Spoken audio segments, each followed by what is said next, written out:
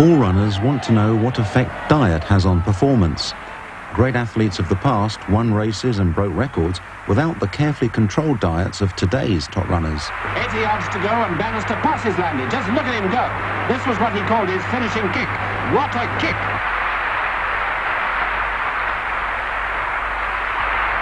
With a time of 3 minutes 58.8, only 4/5 of a second outside Landy's record, Bannister wins. So does nutrition matter? The answer is that some runners will run well whatever they eat. But most runners will benefit from a diet that provides essential nutrients in the correct proportion. A grim drama followed this dramatic race when, staggering into the stadium, 15 minutes ahead of the next man, came Jim Peters at the end of the marathon. The consequence of dehydration will be a lack of coordination, a deterioration in muscle function, an appearance of spasticity in the body. In other words, the body seems to lose control and tends to be going all over the place, and eventually coma will prevail. So this is something that all marathon runners need to be aware of and need to prevent.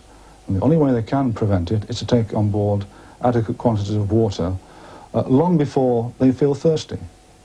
Once you start feeling thirsty, often it's too late. Jim Peters finally collapsed some 200 yards short of the finish. A tragic end to a heroic effort. Yeah, I don't think I was permanently injured after the horrific experience I had in the heat and sun on a very, very tough course.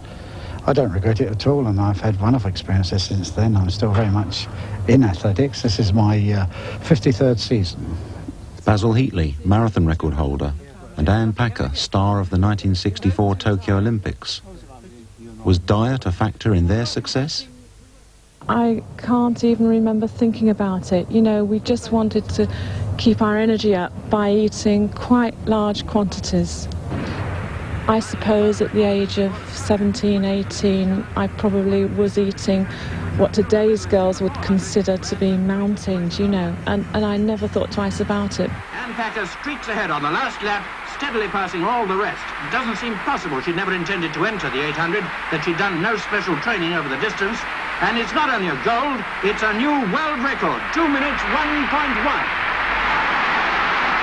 Embraces from fiancée Robbie Brightwell and her teammates. It's always difficult, isn't it, to compare what you are like to what you might have been like had you not kept yourself in shape. But I feel great, you know, I feel very, very much the same as I did then, and that's a good 20 years ago, over 20 years ago.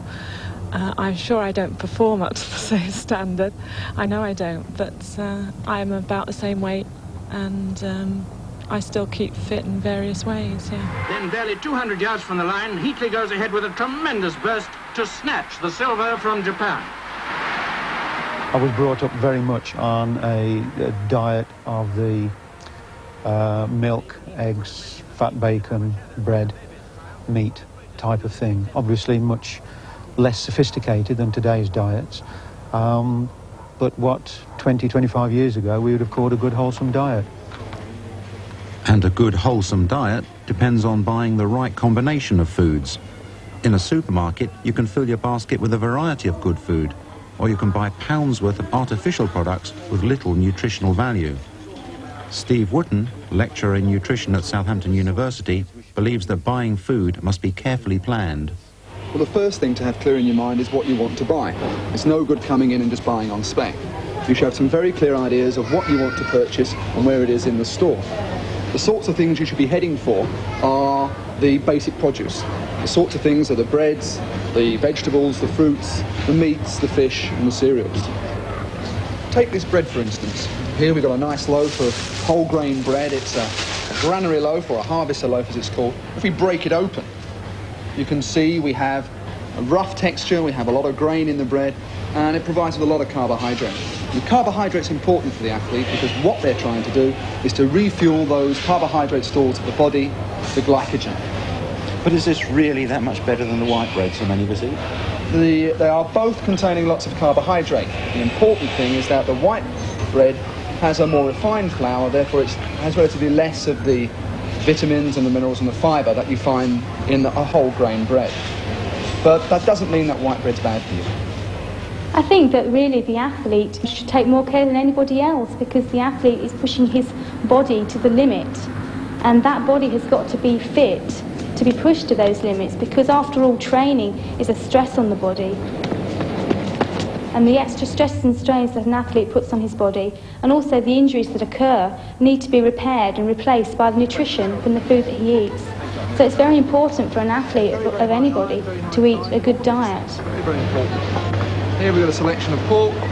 Obviously one of the problems with these sorts of things is that they are very high in fat. So what is the connection between the intake of fats with butter like this and the intake of carbohydrate? Well, many people think that eating all this extra carbohydrate is going to make them put on weight.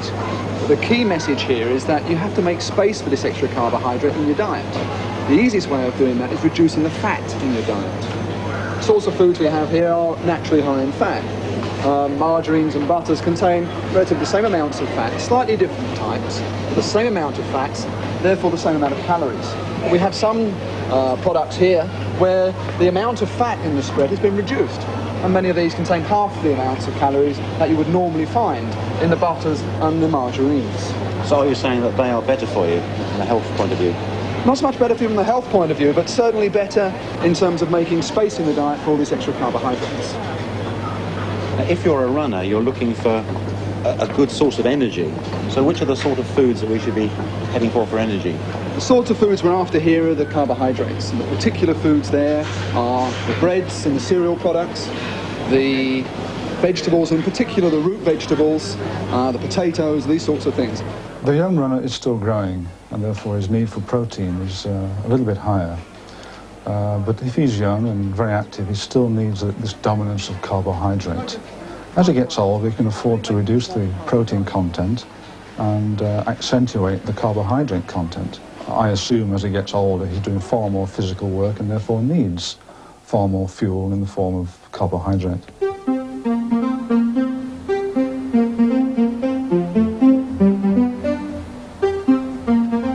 Former European 1500 metres champion John Wetton. He now teaches and researches nutrition at Trent Polytechnic, Nottingham. His work shows that diet can affect performance. A recent research project I conducted involving the manipulation of diet produced some very interesting results. Athletes placed on a heavy protein fat diet were unable to run for very long at all. Their endurance capacity was severely and adversely affected. Also, their feelings of exertion were very, very high indeed. Another group were placed on a large or heavy carbohydrate diet with a small amount of protein and fat. In that group, the endurance capacity was elevated considerably, and their feelings of exertion were also very, very high indeed. They thought that the work was very, very easy.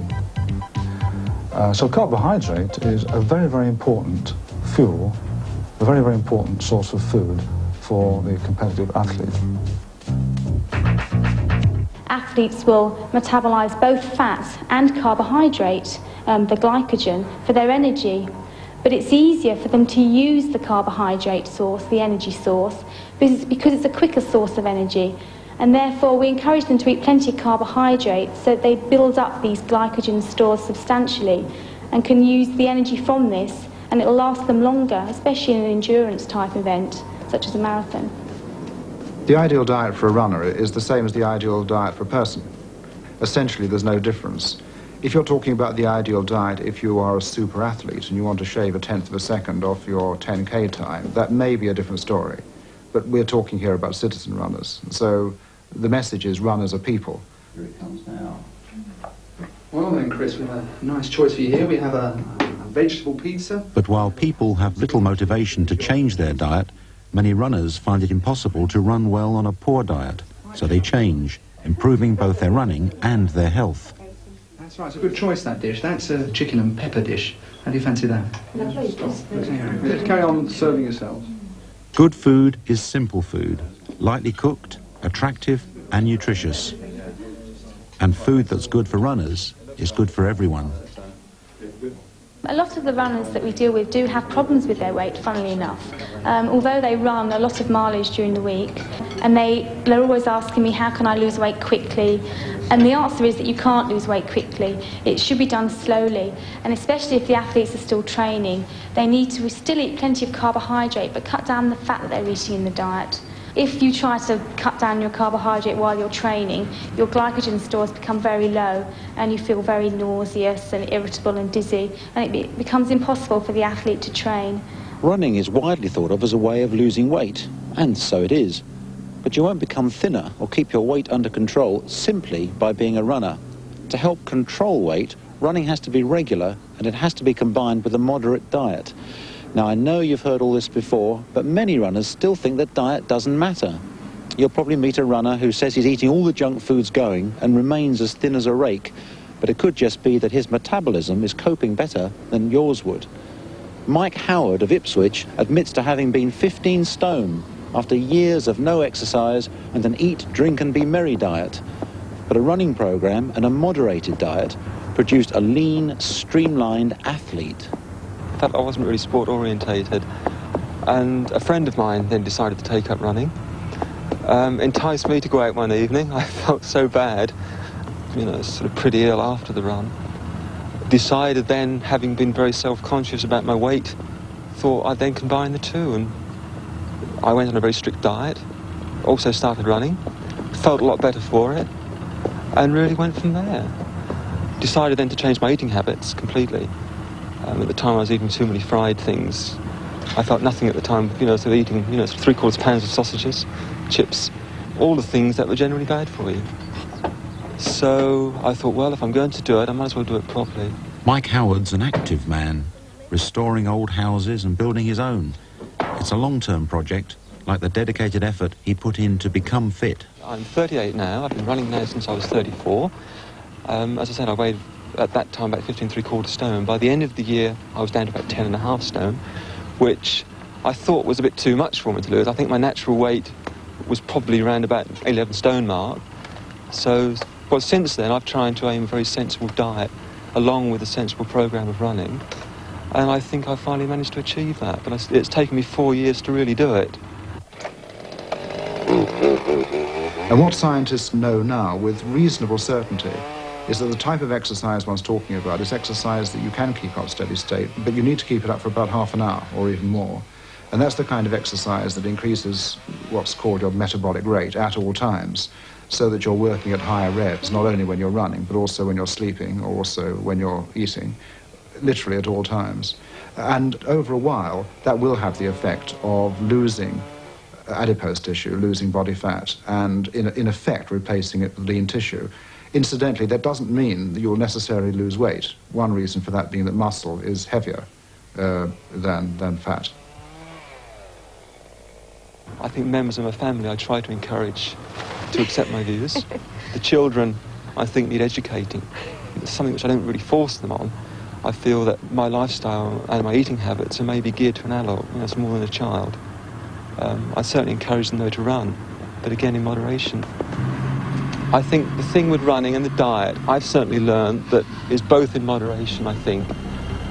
Combine the two, a sensible diet, a sensible program of running. Yes, I feel a lot better for it. I feel better now than I did sort of 10 years ago. Not so long ago, heart patients would have been told to put their feet up and take it easy. Certainly no strenuous exercise. Not for the first time, a medical certainty has been overturned. At the Queen Elizabeth Medical Hospital, Woolwich, heart patients are prescribed a balanced diet with a carefully controlled program of graduated exercise. The first problem is to persuade the patients that it'll work. I think if you can demonstrate to a patient that he can do a lot of physical exercise without danger, this is a tremendous boost to his psyche. It doesn't do him any harm physically. We have evidence sometimes that people's angina becomes less troublesome, and possibly the blood flow to the heart is improved by exercise. But I don't underrate the psychological effects. I think they're very important. I had a heart attack in 1977, and I've had angina since. But hopefully this is going to put it right. I'm suffering from ischemic heart disease, which is the build-up of atheroma in the cardiac arteries. And that restricts the flow of blood to the heart muscle. There's an awful lot of reasons why it happens. Living too well, eating the wrong foods, stress, smoking, lots of things. I had a mild heart attack in the gymnasium with my regiment, chasing around with the young men, which perhaps I shouldn't have been doing, and it was deemed wise that I came in to be sorted out. And it's fortunate that the sort of running coincided with the course, so it's 9 weeks today since I had the heart attack, and feeling pretty good. They're given advice on diet. Usually the aim is to get the weight down. Unfortunately, the diets which help you to get your weight down are low in fat, high in fibre, so it probably does the cholesterol a bit of good. They're given a prescription of exercise, a suggested exercise regime, and I think a lot of them do follow this. We do try very, very hard to persuade them to give up cigarettes. I was recovering quite well, but about June time I started getting pains in the chest again. Came up here for some more tests, and I was told it would be a good idea to do this course from the point of view of proving that actually all is well after the heart attack, basically, and I've recovered quite well. It's given me the confidence to cope with my problem. It's taught me to eat the correct types of foods, low fat, low cholesterol, and I should be able to cope a lot better until I get my operation. I enjoy the fact that I can run. I think there's more than the actual running, the fact that I am able to run, more than the actual putting one foot in front of the other. Human beings tend to neglect their diet.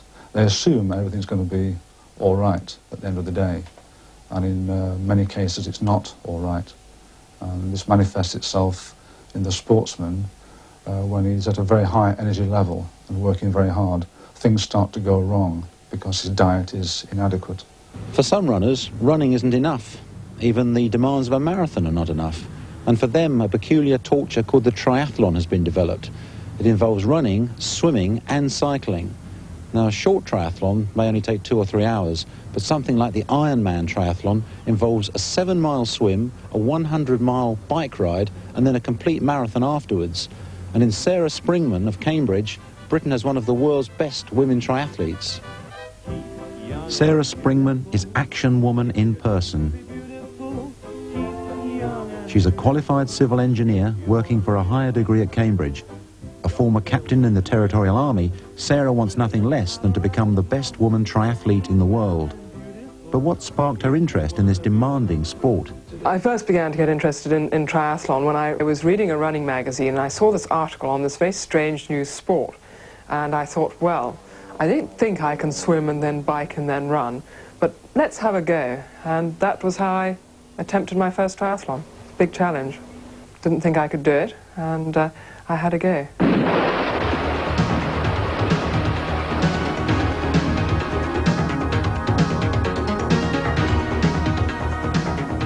The triathlon is an exceptionally good event for women because it offers tremendous variety, and women are renowned for their endurance capabilities.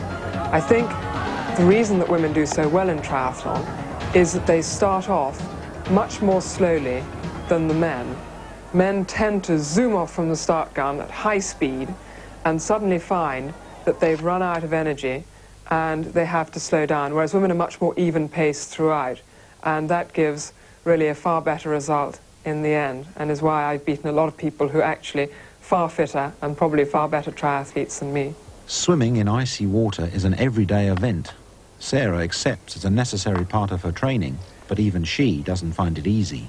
It's very hard. You look at it and you think, do I really want to go into this? Why am I doing it? And you stand on the steps and you put one foot in and you think, no, I definitely don't want to go in. And you go down one step at a time and then finally you're in. And the first reaction is, I want to get out. And after you've been in for about 30 seconds, all of a sudden, it's really not too bad. And I find I can cope with it. When it's about 50 degrees, no, I don't enjoy it at all. When it's 55, well, sometimes. When it gets up to 60, it's absolutely great. To maintain a punishing daily program of swimming, biking and running, Sarah has removed all inessential foods from her diet. It may not suit everyone, but it's right for her. there's no way that anybody could compete or could train at the level that I'm training at now without very serious consideration what they eat. And there are a lot of misconceptions about diet. I have cut down on the amount of fat that I eat so that it now forms maybe 10 to 15% of my diet. And I've also cut down on my protein. I don't go in for the heavy steak and eggs before a race. That's absolutely wrong. One only needs about 15% protein in your diet. But as you can see, I eat fairly sensible things, lots of high carbohydrates, very low in fat, not too much protein. And that, of course, is most important if you're wanting to keep going hard all the time. It's a disciplined life with little free time. Every day is committed to swimming, biking, running and work. Well, it becomes quite a task to fit in the amount of training that I need to do around my full-time work. So a normal day would be to swim in the mornings for about an hour and a quarter and then go to work. Lunchtime would be maybe an hour to an hour and a half for running, and then in the evening anything from 2 to 3 hours on the bike. Obviously sometimes I have to change things around. Sometimes I'm doing an interval session, in which case it would take slightly less time. When I'm doing a long slow distance session, obviously it would take longer. But that's the basic plan, and of course I fit in stretching, a little bit of yoga, sometimes some mental rehearsal as well, so it's a fairly full program one way and another. It's an exhausting life, but then athletes in training are always tired. But there's the satisfaction that comes with winning, the proof that progress is being made. But Sarah's the first to acknowledge that her success is not entirely a solo effort. Now, I haven't done it all on my own. That would be completely wrong. When I first started especially, I had to talk to people. There were so many things I needed to know. I was talking to cyclists, to swimmers, to runners, asking them about their training, how they fitted it all in, how they could cope without getting so thoroughly exhausted. And there have been a lot of people, a lot of organizations who've helped me along the way, so it hasn't been entirely a solo effort.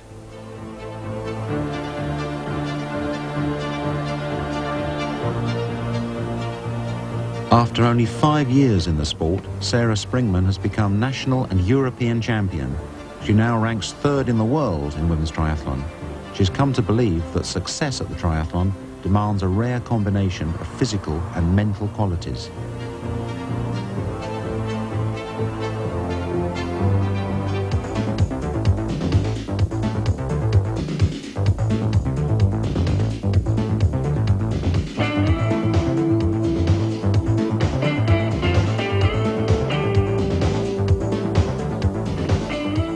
In order to be an effective triathlete, you must have the sense of adventure. You must want to be able to do something like going to London to Paris under your own steam, to be able to leap into all sorts of cold waters, do things that other people don't really want to do.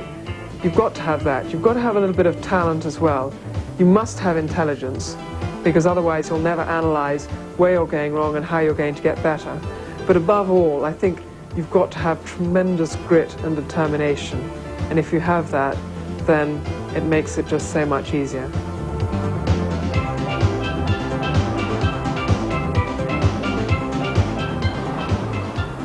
But apart from winning, what are the rewards of a week spent cycling 300 miles, running over 50 miles, and swimming 10 miles? On the rare occasions when everything comes right, again, you just feel as if you're flowing through the trees, through the woods, across the path. You're hardly touching the ground at all. You just float along. You feel superb. Nothing is too much trouble. You can just feel as if you're running like the wind. And those moments are well worth waiting for and well worth working for too.